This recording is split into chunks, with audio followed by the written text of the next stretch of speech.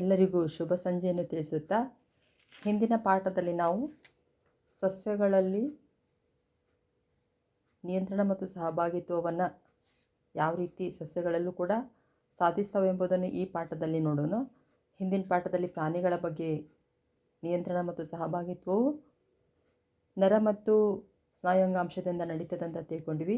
ಈ ಪಾಠದಲ್ಲಿ ಸಸ್ಯಗಳಲ್ಲಿ ಯಾವುದೇ ಅಂಗಾಂಶಗಳಿಲ್ಲಾದರೂ ಕೂಡ ನಿಯಂತ್ರಣ ಮತ್ತು ಸಹಭಾಗಿತ್ವ ಬಹಳ ಮುಖ್ಯವಾದದ್ದು, ಕಾರಣ ಅವುಗಳು ಕೂಡ ಜೀವಿಗಳಾದ್ದರಿಂದ.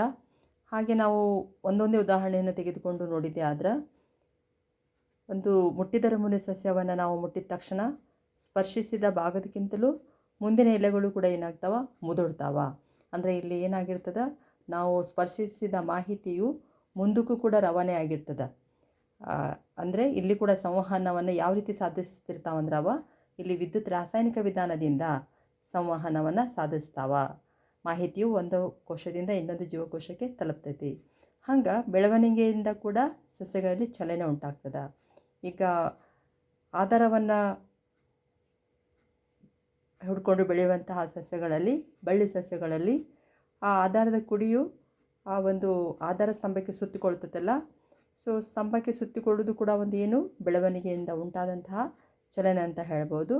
ಹಾಗೆ ಸಸ್ಯಗಳಲ್ಲಿ ಪರಿಸರದಲ್ಲಿ ಕಂಡುಬರುವಂತಹ ಬೆಳಕು, ಗುರುತ್ವ ಹಾಗೂ ನೀರು ಇವುಗಳಿಂದಲೂ ಕೂಡ ಹಲವಾರು ಚಲನೆಗಳು ಉಂಟಾಗ್ತಾವೆ. ಅವುಗಳಿಗೆ ನಾವು ಅನುವರ್ತನಾ ಚಲನೆ ಅಂತ ಕರೆಯಕತ್ತವ. ದ್ವಿತೀಯ ಅನುವರ್ತನೆ ಚಲನೆಯನ್ನು ನೋಡಿದಾಗ ಸಸ್ಯಗಳಲ್ಲಿ ಬೆಳಕಿಗೆ ಅನುವರ್ತನೆಯನ್ನು ತೋರ್ಸಕತ್ತಾವೆ. ಅಂದ್ರೆ ಬೆಳಕಿನ ಕಡೆಗೆ ಸಸ್ಯದ ಕಾಂಡ ಬೆಳೆಯುವುದು, ಬೆಳಕಿನ ವಿರುದ್ಧಿಗೆ ಬೇರುಗಳು ಬೆಳೆಯುವುದು. ಸೊ ಇದು ಬೆಳಕಿನ ಕಡೆಗೆ ಬೆಳೆಯುವಂತಹ ಅನುವರ್ತನೆಯನ್ನು ನಾವು ದ್ವಿತೀಯ ಅನುವರ್ತನೆ ಅಂತ ಕರಿತೀವಿ. ಹಾಗೆ ಬೇರುಗಳು ಬೆಳಕಿನಿಂದ ದೂರಕ್ಕೆ ಬೆಳೆಯುವುದನ್ನು ಋಣ ದ್ವಿತೀಯ ಅನುವರ್ತನೆ ಅಂತ ಕರಿತೀವಿ. ಹಾಗೆ ಗುರುತ್ವಾನುವರ್ತನೆಯಲ್ಲಿ ಕಾಂಡವು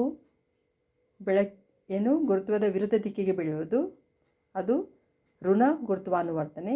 ಬೇರುಗಳು ಗುರುತ್ವದ ದಿಕ್ಕಿನೆಡೆಗೆ ಬೆಳೆಯುವುದು ಧನ ಗುರುತ್ವಾನುವರ್ತನೆಗೆ ಉದಾಹರಣೆ. ಜಲಾನುವರ್ತನೆ ಅಂದರೆ ಸಸ್ಯದ ಬೇರುಗಳು ನೀರಿನ ಕಡೆಗೆ ಬೆಳೆಯುವುದು, ಇದು ಕೂಡ ಜಲಾನುವರ್ತನೆಗೆ ಒಂದು ಉದಾಹರಣೆ.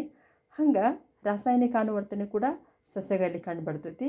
ಇದಕ್ಕೊಂದು ಉದಾಹರಣೆ ಅಂದ್ರೆ ಶಲಾಕಾಗ್ರದ ಮೇಲೆ ಪರಾಗದ ಬೆಳೆಯುವಿಕೆಯನ್ನು ನಾವು ನೋಡಿದ್ವಿ. ಅಲ್ಲಿ ಪರಾಗ ರೇಣುಗಳು ಅಂಡಾಶಯವನ್ನು ತಲುಪುವ ಸಲುವಾಗಿ ಒಂದು ಪರಾಗ ನಳಿಕೆಯನ್ನು ಉಂಟು ಮಾಡ್ತಾವಲ್ಲ, ಆ ಪರಾಗ ನಳಿಕೆಯು ಈ ರಾಸಾಯನಿಕ ಅನುವರ್ತನೆಯಿಂದ ಉಂಟಾದದ್ದು ಪರಾಗ ನಳಿಕೆ.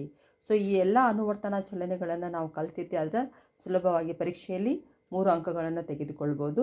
ಎಲ್ಲ ವಿದ್ಯಾರ್ಥಿಗಳು ಈ ಒಂದು ಉಪಯೋಗವನ್ನು ತೆಗೆದುಕೊಳ್ಳಬೇಕೆಂದು ಹೇಳಲಾಗುತ್ತದೆ.